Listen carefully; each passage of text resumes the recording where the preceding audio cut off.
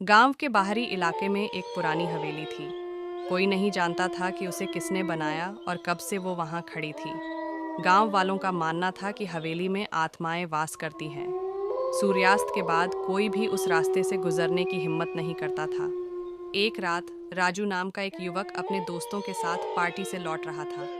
उन्होंने राजू को चैलेंज किया कि अगर वह हवेली में 1 घंटा बिता सके तो वे उसे 5,000 रुपये देंगे।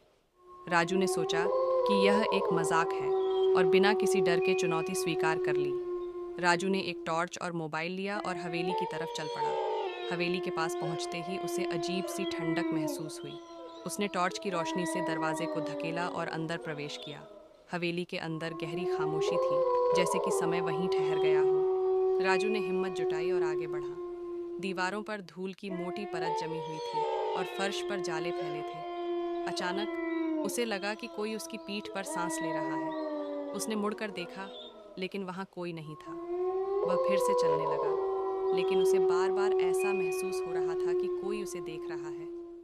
वह एक बड़े हॉल में पहुंचा, जहां एक पुरानी तस्वीर टंगी थी। जैसे ही उसने तस्वीर के करीब जाकर देखा, उसे लगा कि तस्वीर में लोगों की आंखें हिल रही हैं। वह डर के मारे पीछे हट गया। तभी उसे किसी के कदमों की आहट सुनाई दी। राजू ने जल्दी से हॉल से बाहर निकलने की कोशिश की, लेकिन दरवाज़ा बंद हो चुका था। उसने दरवाज़ा खोलने की कोशिश की, पर वह हिल नहीं रहा था। तभी उसे एक धीमी, भयानक हंसी सुनाई दी। उसने चारों ओर देखा, पर उसे कोई नहीं दिखा। उसकी टॉर्च की बैटरी खत्म होने लगी और रोशनी मद्धम पड़ने लगी। अचानक उसे लगा कि किसी ने उसके कंधे पर हाथ रखा है। उसने डर के मारे चिल्लाना शुरू कर दिया। तभी टॉर्च की रोशनी पूरी तरह से बुझ गई और हवेली के अंदर गहरा अंधेरा छा गया।